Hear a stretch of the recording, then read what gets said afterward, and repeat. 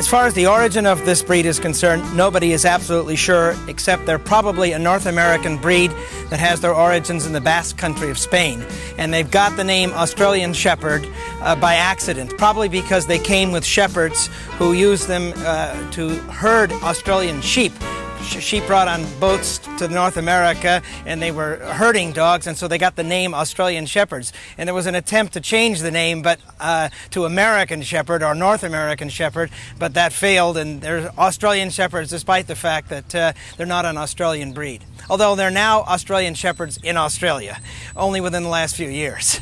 It's very easy to train them. They're highly motivated, like all working dogs, because they have a purpose in life, and so you can key into their strong working instinct to get them to work. All you're doing is changing the rules of the game a little bit. So these might be considered a family dog as long as the family recognizes that these are high-energy dogs, and they need a lot of exercise. They need training. All these herding dogs need a job, and they're not going to be content to lie around in front of the fireplace and sleep. They need something to do. So they need exercise. They need to do herding. They need to do agility or obedience or some sort of outdoor activity that's going to be an outlet for their energies and their talents. We bathe them periodically. We don't have to do any clipping. My wife does a little clipping of the paws to get rid of some of the excess fur between the toes, but they don't need extensive grooming. But they need to be combed out, and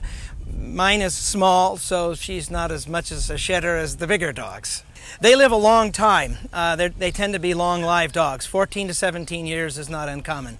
I have a friend who has one that uses one, or it's now dead, but it was worked on a dairy farm, and it was moving the bull into the barn when the dog was 17 years old. Because they are working dogs, that means they're relatively free from health problems. But now they're becoming more popular, and they're in the show ring, and so I can't say that will hold forever. But they're tough. They're tough dogs. I got my dog because the first family was unsuitable. It was a family with 3 children, and wife worked, and the husband was an intern working long hours, and they had a dog that was very smart and needed a lot of attention and didn't get it, and so got into a lot of trouble. So a lot of these dogs end up on the rescue market because people are attracted to them because of their unusual colors, and because they are lively and they're friendly dogs. And so, but then people get more than they bargain for.